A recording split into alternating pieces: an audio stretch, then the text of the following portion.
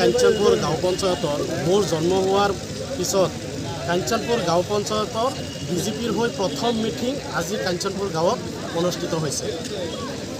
মানুহখিনি এতিয়া জাগ্ৰত হৈছে, মানুহখিনি এতিয়া বৰ্তমান শিক্ষিত হৈছে, মানুহখিনি গম পাই আছে যে কেনেকৈ চলিলে বৰ্তমান চেণ্ট্ৰেলত চৰকাৰ আছে বিজেপি, অসমত চৰকাৰ আছে বিজেপি। যদি আমি চৰকাৰৰ লগত মিলিজুলি নাথাকোঁ, আমি কোনো ধৰণৰ কাম কাজ কৰিব নোৱাৰোঁ বা নাপাওঁ।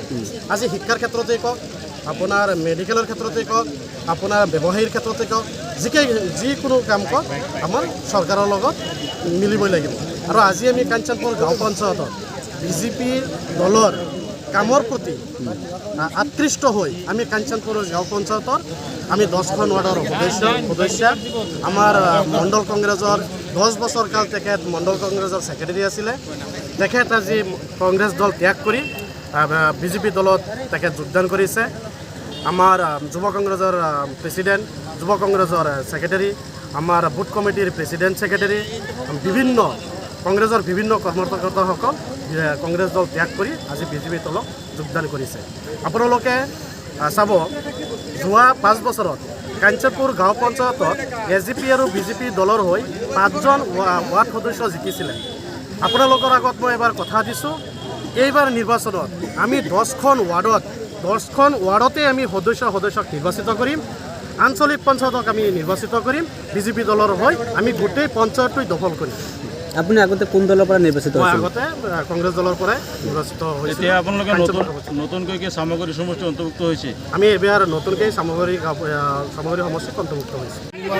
গাহৰি মাংস সেইবিলাককৈ ব্যস্ত হৈ থাকিবলৈ দিয়ক। আমি দলৰ কাম কৰিব লাগে, পঞ্চায়ত নিৰ্বাচন জিকিব লাগিব।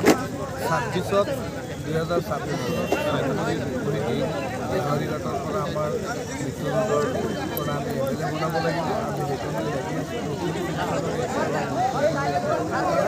তেখেতক আপোনালোকে কওক যে আপুনিতো জিকিছে, ন্যায় এলেকাটো এতিয়া গৰু কটা বন্ধ হৈ গৈছে।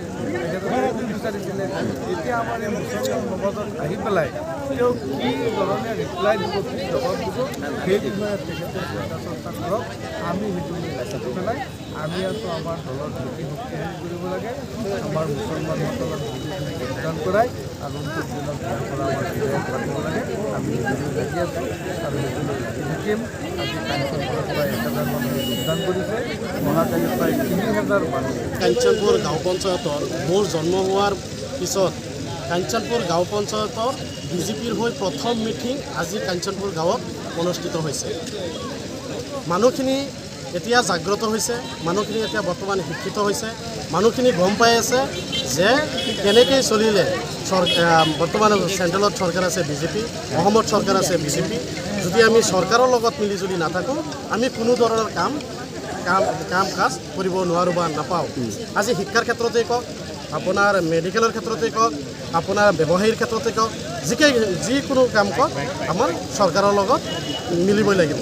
আৰু আজি আমি কাঞ্চনপুৰ গাঁও পঞ্চায়তত বিজেপি দলৰ কামৰ প্ৰতি আকৃষ্ট হৈ আমি কাঞ্চনপুৰ গাঁও পঞ্চায়তৰ আমি 10খন ৱাৰ্ডৰ সদস্য আমাৰ মণ্ডল কংগ্ৰেছৰ 10 বছৰ কাল তেখেত মণ্ডল কংগ্ৰেছৰ ছেক্ৰেটাৰী আছিলে।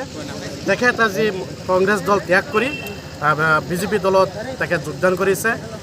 আমাৰ যুৱ কংগ্ৰেছৰ প্ৰেচিডেণ্ট, যুৱ কংগ্ৰেছৰ ছেক্ৰেটাৰী, আমাৰ বুথ কমিটিৰ প্ৰেচিডেণ্ট ছেক্ৰেটাৰী, কংগ্ৰেছৰ বিভিন্ন কৰ্মকৰ্তাসকল কংগ্ৰেছ দল ত্যাগ কৰি আজি বিজেপি দলত যোগদান কৰিছে।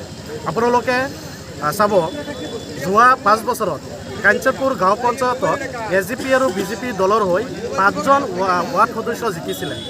আপোনালোকৰ আগত মই এবাৰ কথা দিছোঁ, এইবাৰ নিৰ্বাচনত আমি 10খন ৱাৰ্ডতে আমি সদস্যক নিৰ্বাচিত কৰিম, আঞ্চলিক পঞ্চায়তক আমি নিৰ্বাচিত কৰিম, বিজেপি দলৰ হৈ আমি গোটেই পঞ্চায়তটোই দখল কৰিম।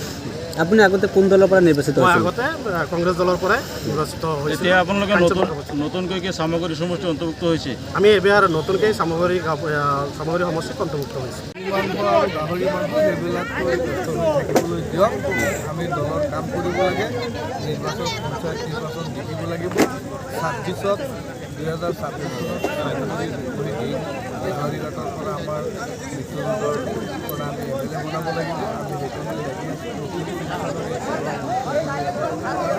তেখেতক আপোনালোকে কওক যে আপুনিতো জিকিছে, মিয়া এলেকাটো এতিয়া গৰু কটা বন্ধ হৈ গৈছে। তেখেতে বিচাৰিছিলে, এতিয়া আমাৰ এই মুছলমান সমাজত আহি পেলাই তেওঁ কি ধৰণে ৰিপ্লাই দিব, কি জবাব দিব, সেই বিষয়ে তেখেতে চিন্তা চৰ্চা কৰক। আমি সেইটো লাগি পেলাই আমি আছোঁ আমাৰ দলৰ ভেটি শক্তিশালী কৰিব লাগে, আমাৰ মুছলমানসকলক যোগদান কৰাই আগন্তুক দিনত ইয়াৰ পৰা আমাৰ বিধায়ক পাতিব লাগে।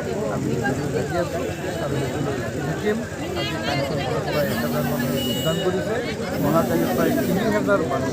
যিকোনো খবৰৰ বাবে যোগাযোগ কৰক 7099017330 লগতে 7099017110 নম্বৰত।